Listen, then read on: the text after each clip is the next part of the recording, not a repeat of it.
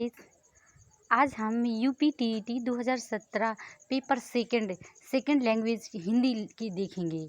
Okay guys, और देखिएगा कि ये प्रीवियस ईयर क्वेश्चन हैं, इन्हें अच्छे से देख लीजिए। और ये 30 क्वेश्चन हैं। आपको तो मालूम है कि 5 सब्जेक्ट आते हैं और 5 सब्जेक्ट 30 नंबर के रहते हैं।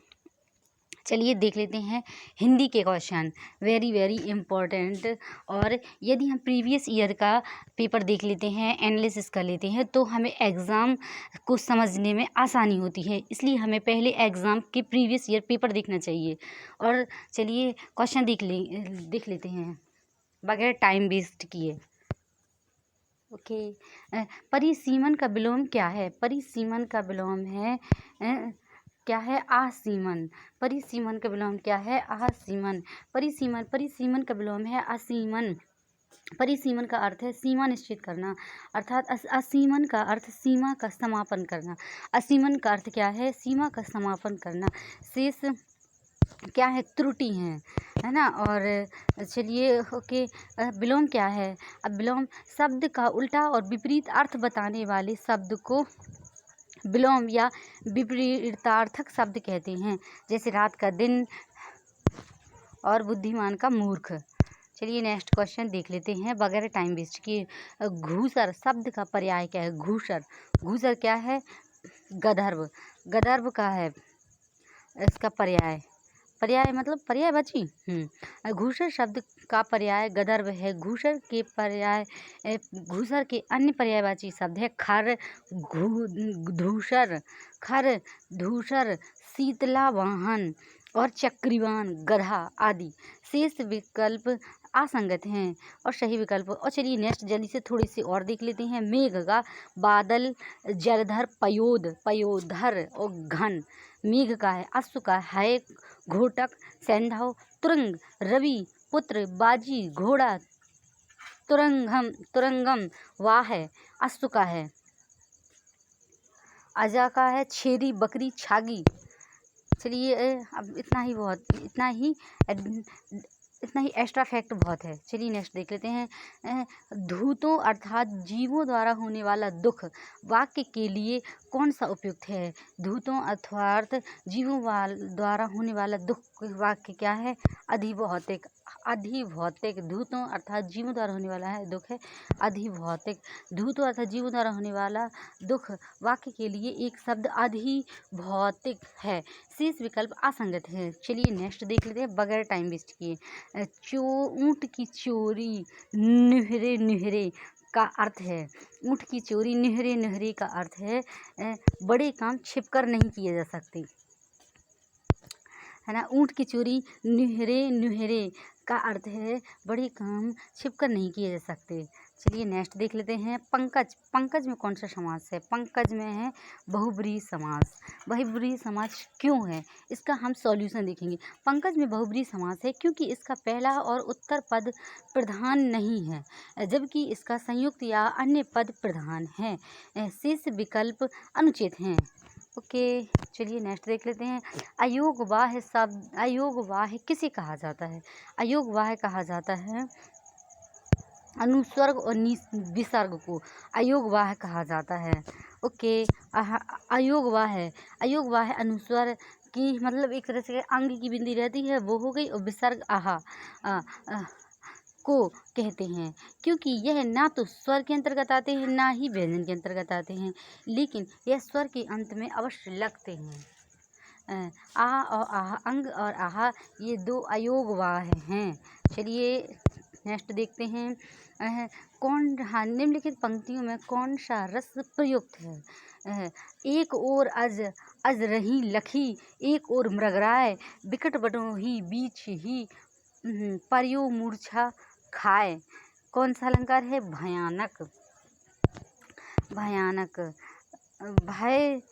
भयानक रस है। उक्त पंक्तियों में भयानक रस है क्योंकि इसमें भय का भाव युक्त है।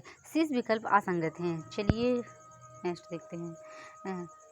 से विभक्ति निम्न में से किस कारक के लिए प्रयुक्त होती है? से कर्म को करण से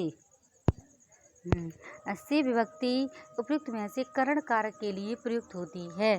चलिए नेक्स्ट देख लेते हैं। परसर्ग वे अक्षर हैं जो किसी शब्द के बाद आते हैं। को, का, की, के, का, की, रे, ने, द्वारा, से आदि परसर्ग हैं। चलिए नेक्स्ट देख लेते हैं। उसने नहाकर भोजन किया। इस वाक्य में नहाकर निम्नलिखित में से किस क्रिया का उदाहरण है? उसने नहाकर मतलब पूर्वकालिक, पहले ही कर लिया। कौन सा विकल्प वाचन शिक्षण की विधि नहीं है? कौन सा विकल्प वाचन शिक्षण की विधि नहीं है? कौन सा है? व्याख्या। व्याख्या क्या है? वाचन शिक्षण विधि अधिकतर छोटे बच्चों के लिए यूज की जाती है ना। और व्याख्या विधि बच्चों को बहुत अधिक डिस्क्रिप्शन से, बहुत अधिक व्याख्या से नहीं पढ़ाया जा सकता। उन्हें बहुत ही एक साधारण तरीके से और एक छोटे लेवल से पढ़ाया जाता है। चलिए, हाँ, ध्वनि साम्य, अनुध्वनि और असमित पाठ विधि ध्वनि वाचन जोर जोर से बोलकर पढ़ने की विधियां हैं।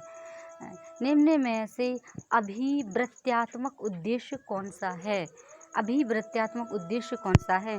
स्वभाव और विचारों और भावों को अभिव्यक्त करना। अभिवृत्त्यात्मक हिंदी साहित्य के इतिहास के संबंध में modern vernacular literature of Hindustan किसने लिखा?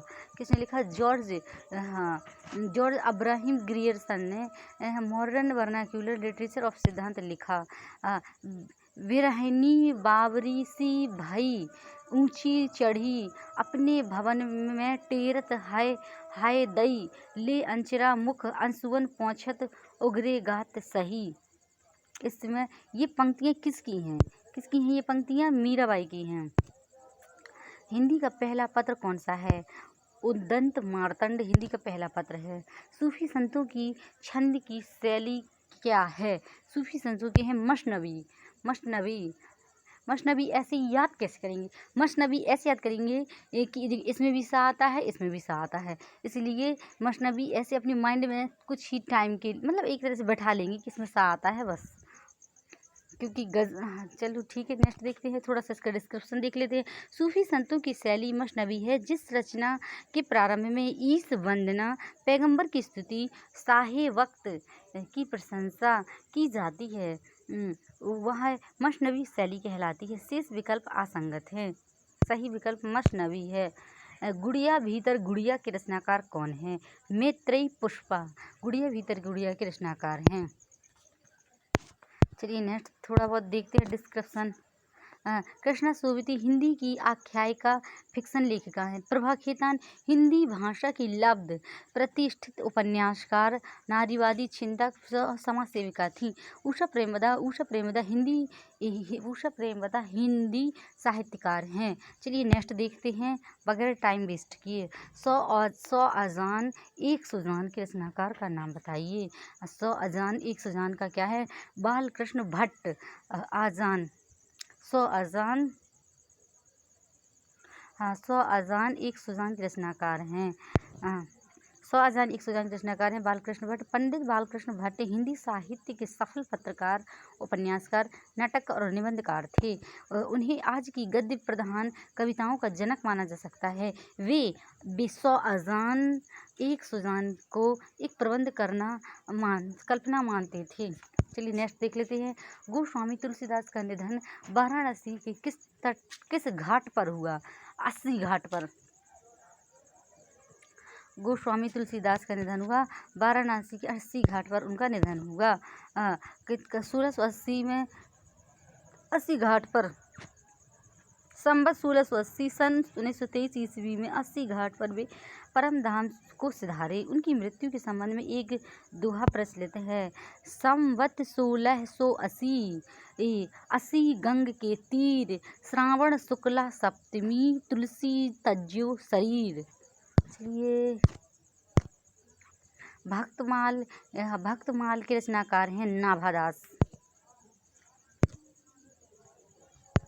चलिए, ये बाकी का तो हमारा पूरा गद्यांश है। इससे हम गद्यांश से ही देखकर क्वेश्चन सॉल्व करेंगे। धर्म पालन करने में बाधा डालने वाली प्रवृत्तियां कौन सी हैं, है ना। तो इसी से ही हमें देखना पड़ेगा, है ना। तो इसी से अब हम देखेंगे और फिर हमें डायरेक्ट ही मिल जाएगा। कमज़ोर मन, उद्देश्य निश्चित ना होना, मंचे चंचल मनोवृत्ति का होना धर्म पालन करने में बाधा डालने वाली प्रवृत्तियां हैं।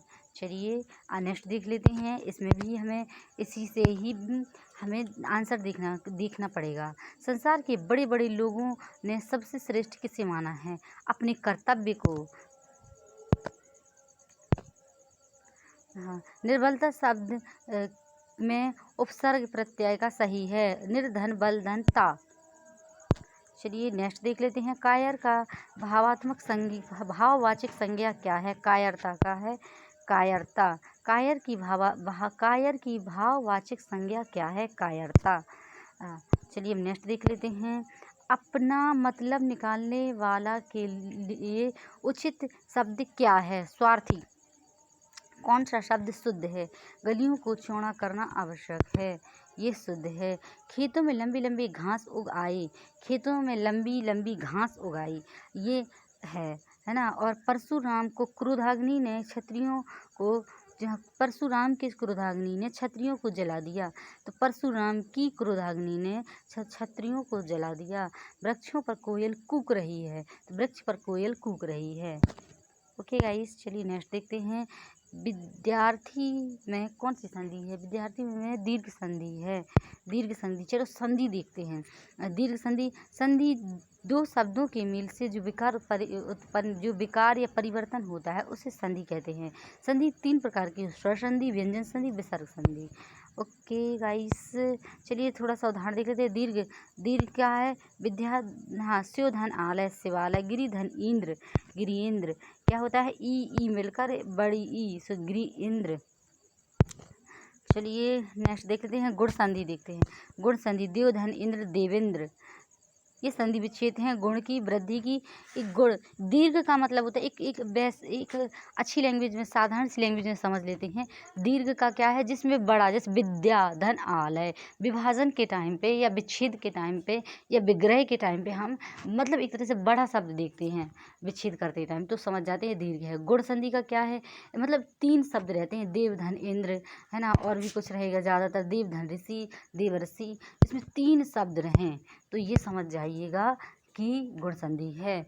और ये आ के साथ है ई का मेल होने पर आ, ए ऊ बड़ा ऊ का मेल होने पर ओ तथा रा का मेल होने पर अर हो जाता है। ये परिभाषा भी आप देख लीजिएगा, मैं तो शॉर्ट में बता रही हूँ।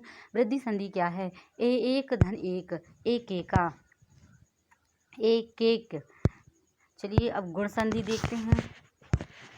यण संधि है यदि धन अपि, यद्यपि, अनुधन अन्वेषण, यानी कि या का प्रयोग होगा। और छोटी बड़ी छुटाऊ बड़ाऊ रा का मेल आदि असमान स्वर से हो तो छोटी बड़ी का या ऊ का वा और रा का रा हो जाता है। ओके गाइस, चलिए नेक्स्ट देखते हैं। कानन का पर्यायवाची शब्द क्या है? वन। कानन का पर्यायवाची क्या है? वन। अब अन्य देखते हैं। पुष्प का है फूल, सुमन, कुसुम, मंजरी, पुष्प का है। विहिप का है, हाँ, विहिप का कोई पर्यायवाची नहीं है, विश्व हिंदी परिषद का संक्षेपण है। वाक्य विग्रह का क्या अर्थ है? वाक्य विग्रह वाक्य खंडों को अलग अलग करके उनका संबंध बताना वाक्य विग्रह है। बिनु पग चले सुने बिनु काना, कर बिनु करे कर्म विधि नाना, इसमें विभावना अलंकार है। सुई का तत्सम है सूची। सुई का तत्सम क्या है? सूची। हाँ, चलिए ओके गाइस, हो गया हमारा, ये कंप्लीट हो चुका है। इसके अन्य अर्थ हैं तालिका, अनुक्रमणिका, अन्य विकल्प अनुपयुक्त हैं। Okay guys, bye, take care, good night. इसी तरह पढ़ते रहिए और अपनी तैयारी को सफल बनाइए।